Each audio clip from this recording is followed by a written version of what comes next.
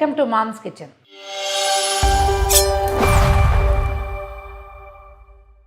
సాయంకాలాలు సాధారణంగా మనం ఏ చపాతీలో జొన్న రొట్టెలో లేకపోతే రాగి రొట్టెలు పరాటాలు ఏవో రకరకాలు చేసుకుంటాం కదా. జొన్న పిండితో రొట్టెలు చేయటం ఎలాగో చూసాం. అంటే ట్రెడిషనల్ వే కాకుండా కొంచెం ఈజీ వే చూపించేసాం. ఒకవేళ ఎవరికైనా కావాలంటే మన మామ్స్ కిచెన్లో దొరుకుతుంది చూడండి. సింపుల్గా జొన్న రొట్టె చేసుకోవటం. అయితే ఇప్పుడు అంతే సింపుల్గా జొన్నతోటి పరోటా చేసుకోవటం చూద్దాం.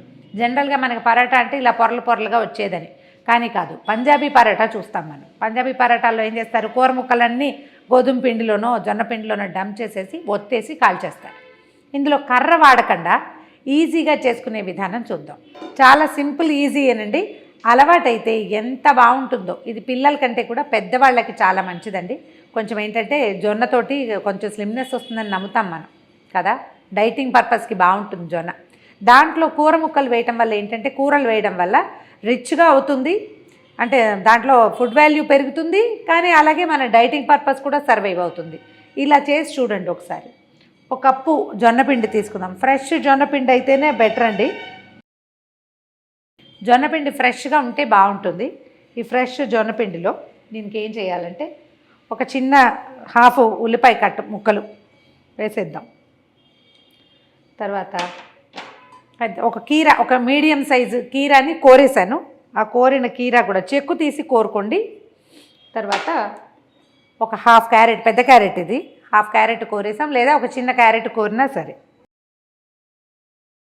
తర్వాత మెంతికూర నాకు చాలా ఇష్టం అండి. పాలకూర కూడా వేస్ట్ చేస్తున్నా. ఒకవేళ మెంతికూర లేదనుకోండి పాలకు వేసుకోవచ్చు. యాక్చువల్గా ఇది మా చిన్నకే రెసిపీ, తను చేస్తుంది.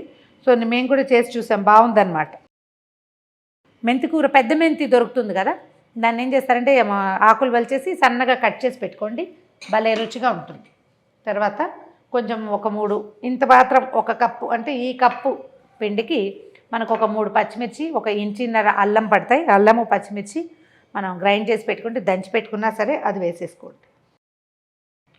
ఒక చిటికెడు పసుపు, తర్వాత ఒక హాఫ్ టీ స్పూన్ కంటే తక్కువ, ఒక పావు టీ స్పూన్ అనుకోండి వాము వేయండి. చాలా బాగుంటుందండి, వాసన భలే చక్కగా ఉంటుంది.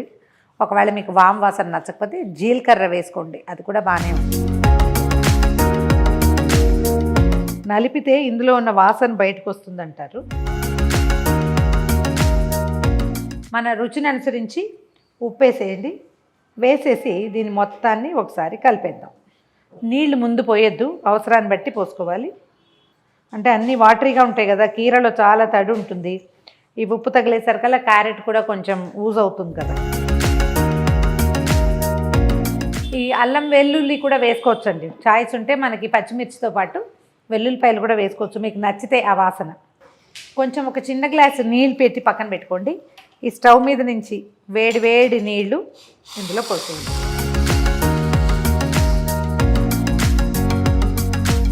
ఒకసారి వేడి నీళ్ళతోటి కలిపితే, జనరల్గా జొన్నకి ఏంటంటే హాట్ వాటర్ దానికి అవసరం అని చెప్తారు.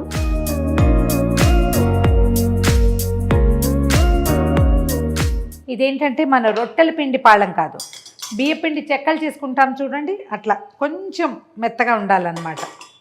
మామూలుగా చపాతీలు కర్రతోటి ఒత్తేలాగా ఒత్తం, ఇది చేత్తో ఒత్తుకుంటాం మనం. కొంచెం నీళ్ళు ఎక్కువైతే ఏం కంగారేం లేదు, కాస్త పిండి వేసుకోవచ్చు. ఒకవేళ పిండి ఎక్కువగా ఉంటే మరి కాసిని నీళ్ళు పోసేయండి. దీంట్లో ఇంకా నూనె గిన్నె ఏమీ వేయమండి, ఇది ఇలా ఉంచేసుకోవటమే. చూడండి, మనకు సరిపడా పిండి తీసుకోవటము, ఒత్తేసుకోవటమే అన్నమాట. దీన్ని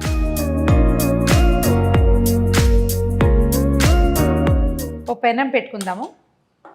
ఇది నాన్ స్టిక్ ప్యాన్ లాంటివి, నాన్ స్టిక్ లాంటివి పెట్టకండి. మందపాటిది మన కాస్ట్ ఐరన్ ప్యాన్, లేదా మన దగ్గర ఉన్నది సన్నటి తవా కాకుండా కొంచెం మందపాటిది ఉంటే ఇది నిదానంగా కాలటం కోసం అన్నమాట. ఇది వేడెక్కే లోపల మనం ఈ రొట్టెల్ని ఎట్లా ఒత్తుకోవాలో చెప్తాను. దీన్ని మనం పిండి వేసి వత్తము, రాయి మీద వత్తమండి. సింపుల్ ఈజీ మెథడ్ ఏంటంటే, ఈ సైజు క్లాత్ ఒకటి పెట్టుకోండి. మన హోమ్ నాప్కిన్స్ ఉంటాయి కదా, కిచెన్ నాప్కిన్స్, అలాంటివి పనికొస్తాయి. నావన్నీ ఎక్కువగా పంచముక్కలే ఉంటాయండి, వాటినే పెట్టుకుంటాం. ఈ సైజు ముక్క ఒకటి తడిపేసి పిండేయండి గట్టిగా. దాని మీద మనకి సరిపడా ఎంత కావాలో దీనికి సరిపడా ఆ మాత్రం ముద్ద తీసుకోండి, పెట్టండి. కొంచెం తడి చేసుకోండి, చాలా నీళ్ళ చేయి కాదు, కొద్దిపాటి తడి చేసుకుని దీన్ని ఒత్తేయండి. అది లేచి వచ్చేస్తుంటే మనం దాన్ని అదిమేసేయాలి అంతే. రౌండ్గా మనకి చేతనైనంత గుండ్రంగా చేసేద్దాం. ఫస్ట్వి కొంచెం చిన్నవే వస్తాయండి, మనకు కాస్త ఇది అలవాటయ్యాక పెద్దది వస్తుంది. మనం ఎంత పెద్ద ముద్ద తీసుకుంటే అంత పెద్దది వస్తుంది. నిర్మోహమాటంగా పలచం చేసేయండి, ఏం పర్వాలేదు, అది వెళ్ళాలి కోసాల దాకా అంతే. దీనికి కర్ర అవి వాడాల్సిన అవసరమే లేదు. 1-2 సార్లు చేసి చూస్తే మనం ఇదే మెథడ్లో రాగి రొట్టెలు కూడా చేసుకోవచ్చు. ఓకే, ఒత్తి పెట్టుకున్నాము. పెనం కాలింది. దీన్ని ఏం చేయాలంటే ముందు కొంచెం గ్రీస్ చేసి పెట్టుకోవాలి.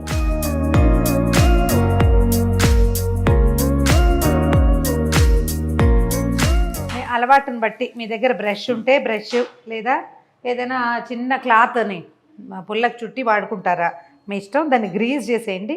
తర్వాత దీన్ని ఈ క్లాత్తో సహా దీని మీద వేసేయండి. క్లాత్తో సహా వేసేయండి. తర్వాత అలాగా ఈ క్లాత్ని తీసేసి మనం తడి చేస్తే ఒక్కసారి కొంచెం దీన్ని తడిపితే సరిపోతుంది. చాలా కొంచెం ఎక్కువ చేయొద్దు. ఎక్కువ చేస్తే ఏమంటుంది, ఇగో ఇట్లా మూవ్ అయిపోతుంది అన్నమాట. ఇప్పుడు ఏం చేద్దామంటే 1/2 స్పూన్ నూనె. ఎక్కువ నూనె వాడద్దండి, మీరు చాలా డైటింగ్ ప్లాన్ ఉంటే కొంచెం నూనె తక్కువ వాడుకోండి. మన పెనం ఎంత పాతది, ఎంత బాగా కాలి ఉన్నది అనే దాని మీద దీని అందం డిపెండ్ అయి ఉంటుందన్నమాట. కావాలనుకుంటే మూత కూడా పెట్టుకోవచ్చండి.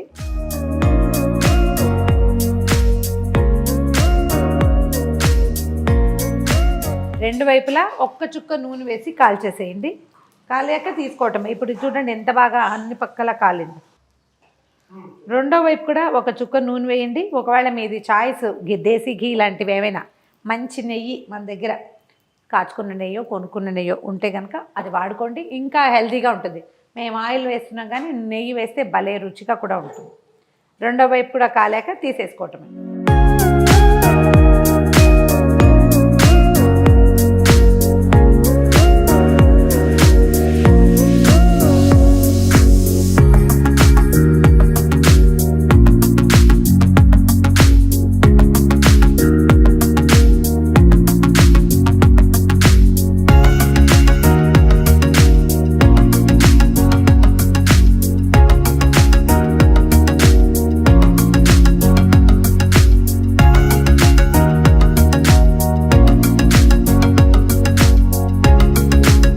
ఇదిగోండి మన జొన్న పరాటాలు రెడీగా ఉన్నాయి. ఇలా చేసుకోవటమే, ఒకదాని తర్వాత ఒకటి కాల్ చేసుకోండి. ఒకదాని ముక్క విరిచి చూద్దాం. సింపుల్గా తునిగి వచ్చేస్తుంది. పిండికి ఏం లేదు, మనం కొంచెం ఒక 10 నిమిషాల ముందు కలిపేసుకోవటము, పొత్తేసుకోవటమే. నేను చూపించినట్టుగా సేమ్ ఇలాగే క్లాత్ తోటి మీకు ఏ క్లాత్ అవకాశం ఉంటే దాంతో చేసుకోండి.